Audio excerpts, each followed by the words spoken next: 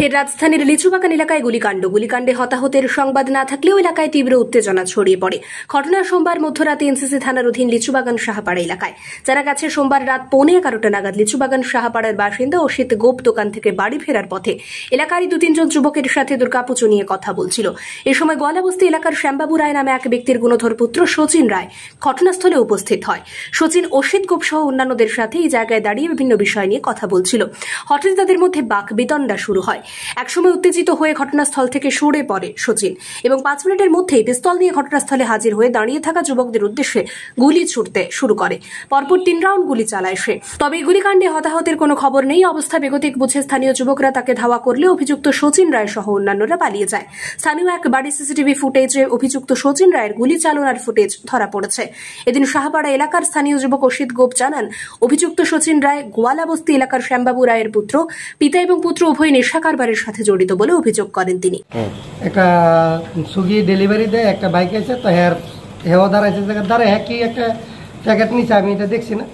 হ্যাঁ দৌড়ে আমার কি হইতে পারে প্যাকেটটার মধ্যে যথাসম্ভব তো এটা খাওয়ার কিছু হইতো না, শুধু একটা প্যাকেট। আর যেটা নেশা করে তো এরকম নেশার কিছু হইবে, কারণ নেশার ব্যবসা করে তো, কারণ যদি খাওয়ার কিছু তো বড় প্যাকেট থাকতো। দূরে একটা ছোট পাওয়াজ দেখলাম এর হাতের মধ্যে। যাই হোক, হেয়ার ব্যাপার এটা। হ্যাঁ দৌড়ে আমার দিকে আইলো, হ্যাঁ আমার লোকে হ্যাঁ জিজ্ঞাসা, যাই তোমরা এনে কি করো?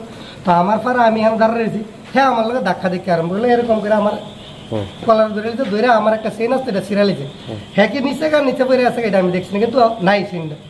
এরপরে হ্যাঁ দৌড়ে বাড়িতে গেল, গিয়ে আসে হ্যাঁ কইতেছে, আবার 5 মিনিট পরে আইছে ওই হ্যাটার ফুট, আমি শ্যামবাবুর ফুট, এরকম করে একটা পিস্তল নিয়ে আইলো। আয়া হ্যাঁ কিতা করতো আমার সামনে এইদিকে আয় করে মানে ফটার 3 রাউন্ড গুলি করে দিল। খবর পেয়ে ঘটনাস্থলে ছুটে যায় এনসিসি থানা পুলিশ একটি মামলা হাতে নিয়ে তদন্ত শুরু করেছে। মঙ্গলবার সকালে গোয়ালাবস্তি এলাকা থেকে শ্যামবাবু রায়কে পুলিশ গ্রেপ্তার করে। এদিন এনসিসি থানার ওসি সুকান্ত দেব এই গ্রেপ্তারের সংবাদ জানিয়েছেন। খবর আসছে গতকালকে রাত্রেবেলা লিচুবাগান সাহাপাড়া এলাকাতে একটা লোককে শচীন রায় নামে একটা ছেলে এবং সঙ্গে আরো অন্যান্য সহ উদ্দেশ্য করে গুলি করেছে। তো সঙ্গে সঙ্গে আমরা পুলিশ যাই, স্পটে যাওয়ার পরে ওইখান থেকে আমরা শ্যামবাবু রায় নামে একজনকে গ্রেপ্তার করে আনি এবং ওকে আমরা এই ব্যাপারে একটা মামলা নিয়েছি। মামলা নিয়ে তদন্ত শুরু হয়েছে এবং শ্যামবাবু রায়কে আজকে আমরা মাননীয় আদালতে প্রেরণ করেছি। ওকে আমরা পুলিশ রিমান্ডে 5 দিনের পুলিশ রিমান্ডে দাবি জানাচ্ছি। কী কারণে গুলিকাণ্ডটা একটু জানতে পেরেছি? এটা হয়তো সাধারণ প্রভোকেশনের মাধ্যমে হয়েছে।